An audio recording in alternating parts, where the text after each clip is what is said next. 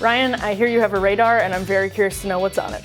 We're going to find out. So, yesterday, Joe Biden traveled to Crystal Lake, Illinois, to deliver an address on his economic agenda, where he said he remains committed to both passing a bipartisan infrastructure package and also a separate, much larger package through reconciliation that includes the rest of his priorities. He mentioned billions to build and fund new child care centers, electric buses, charging stations, a clean energy tax credits, extending his child tax credit, cleaning up drinking water, building out broadband, and spending billions more on commuter rail, and on and on. He even told a little internet joke. And God willing, we're not going to have 40 weeks of this is infrastructure week. Remember those? That's not terrible.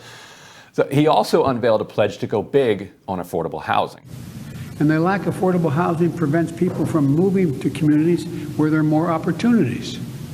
So we're going to make historic investment in affordable housing, increasing and improving the housing supply by building and rehabilitating more than 2 million homes, especially in places that need more housing. The purpose of his speech, though, was to go beyond hard infrastructure like roads and bridges. To truly build an economy from the bottom up and the middle out, to truly deal everybody in this time, we need to invest in our people. We need to invest in our people. That's why, in addition to the bipartisan infrastructure agreement that I believe we're going to get done, I'm here to make a case for the second critical part of my domestic agenda.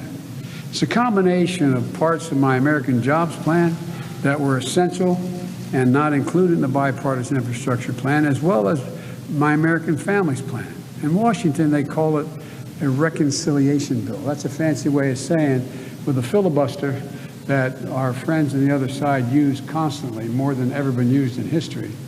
It means you got to get 60 votes to get anything done. We're a 50-50 Senate with a vice president who happens to be a Democrat.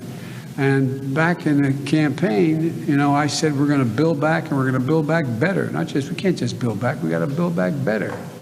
Now, before the speech, White House officials gave an off-record briefing to allies on how the president was thinking about the coming fight over the twin infrastructure packages, and I obtained a recording of that meeting.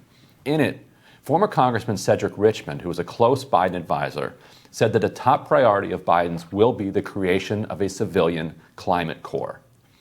The initials CCC are intentional, and it's a deliberate effort to link the Green New Deal to the original New Deal, which is closely associated with what was called the Civilian Conservation Corps. It was one of FDR's first programs he implemented as president, and was based on a project he had first tried out as governor of New York.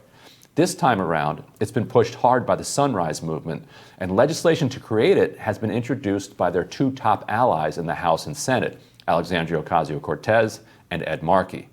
Here's Biden talking about it during the speech. I also want to enlist a new generation of climate, conservation, and resilience workers, like FDR did when the American Work Plan for preserving our landscape with the Civilian Conservation Corps. It's a similar thing. We can put Americans to work strengthening public lands and waters and making our communities, rural and urban, more resilient against extreme weather. The original CCC was only open to men aged 18 to 25, while the one envisioned by AOC and Markey would be open to anyone, and half the spots would have no age restriction.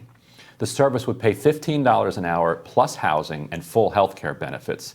It would also come with educational grants of up to $25,000 per year for a total of $50,000. That's the congressional plan, and details of Biden's version aren't out yet, but it'll be written in Congress, so it'll probably be something close to that. The program would put 1.5 million people to work over 5 years. That matches the enrollment of FDR's CCC, though the country is much larger today. When FDR implemented his plan, the main goal was to give young men who couldn't find jobs a sense of purpose along with some modest financial security. Nothing lavish, but at least they were housed, fed, and clothed, which many were not at the height of the Great Depression. This time around, finding good work for 300,000 people a year, many of them young people, and paying them decently could put some upward pressure on wages, as managers have to compete that much harder for workers. And there's also an awful lot of work to do. As I noted in my radar earlier this week, to get us down to a sustainable level of carbon concentration in the atmosphere, we don't just have to reduce emissions, we have to actively remove carbon from the air. Whether the CCCers are planting industrial hemp along highways, working against shoreline erosion, or any other number of creative things to mitigate climate change, they'll also be getting valuable life experience.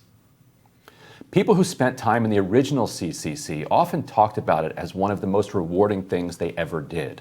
Now, if you want to sell this program to conservatives, that shouldn't be hard, but you probably don't want to lead with climate or FDR. Instead, you can talk about the existential problems young people are having in our country, and particularly young men. In fact, Emily's radar today was on just that subject.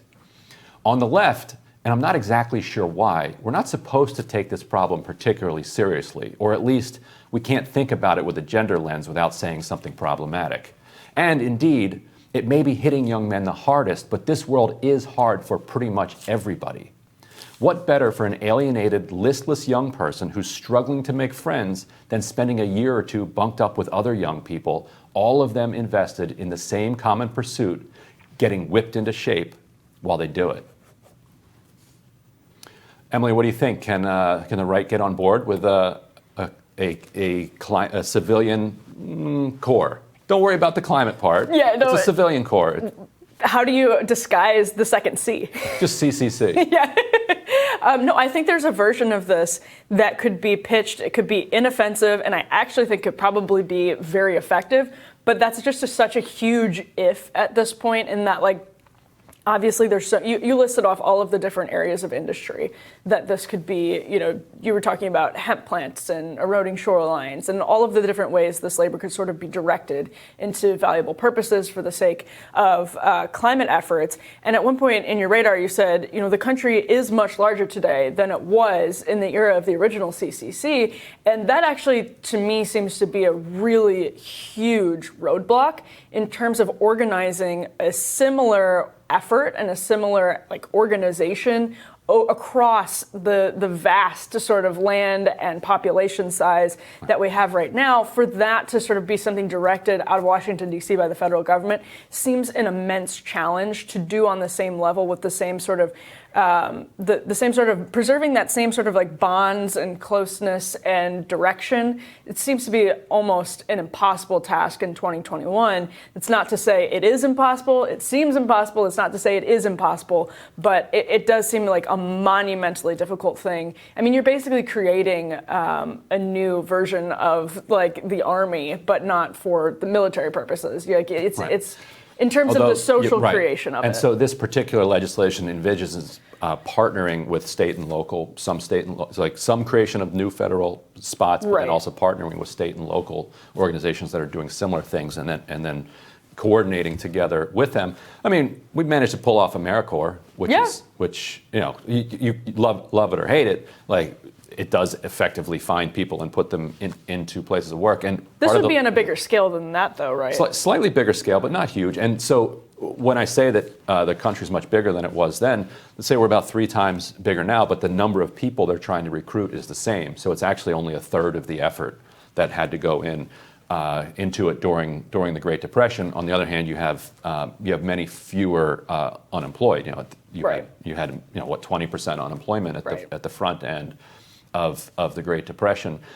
Another piece of the legislation is that you would be recruiting from within the regions for, like, half of these jobs. So it wouldn't be that you're just taking people from Brooklyn and sending them down to Louisiana for a year or two. You would be trying to find people in Louisiana to do the work in Louisiana, which then goes to what we were talking about earlier of building those community bonds in a better way. And I love that. And I think it's so fascinating for the point about how do you sell this to the right is so fascinating. And then I like how you turned it around and said, well, how do you sell this to the left? If you're selling it to the right as something that could help what is ailing young men in this country, and sort of flip it around. Yeah, I'm curious as to how the left would react to that. But I think the best chance of pitching something like this is to detach it from the Green New Deal. The best chance of something like this actually passing through Congress would be to detach it from a Green New Deal and make it its own thing. I mean, don't you think that's the only way which is to what they're going to do? I mean, they're going to put it into the reconciliation infrastructure package, according to Cedric Richmond. Right, but even to detach it from something like that, I think. There's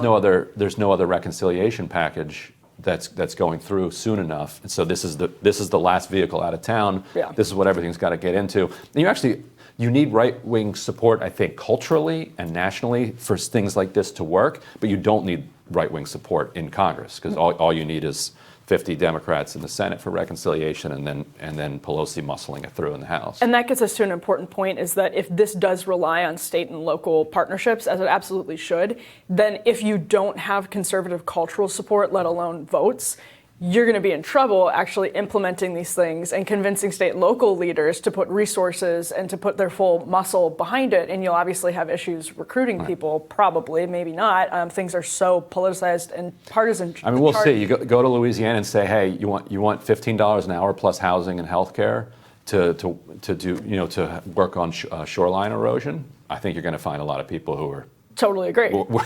Don't care that it had anything to do with AOC. Totally agree. But then at the same time, you still, in those red states, have to get the state and local officials behind it, which is, that could be a challenge. Things are so politically charged right now. But no, I think this is interesting. I still think that detaching it from even the reconciliation bill, the immediate need, if this is something that needs to be passed immediately, then yes, that is your only route forward. If there were ever a time to sort of muster bipartisan energy behind something like this in a cultural way that is similar to the CCC, I don't think the reconciliation bill is the way to do it. But yes, if you look at the congressional calendar, if you look at the only avenues towards really making something happen right now, that's it. Yeah, pass it now. See if people like it, and then the Republicans can come in and make some amendments and make it bigger going forward. There you go. Well, Team Rising is up next.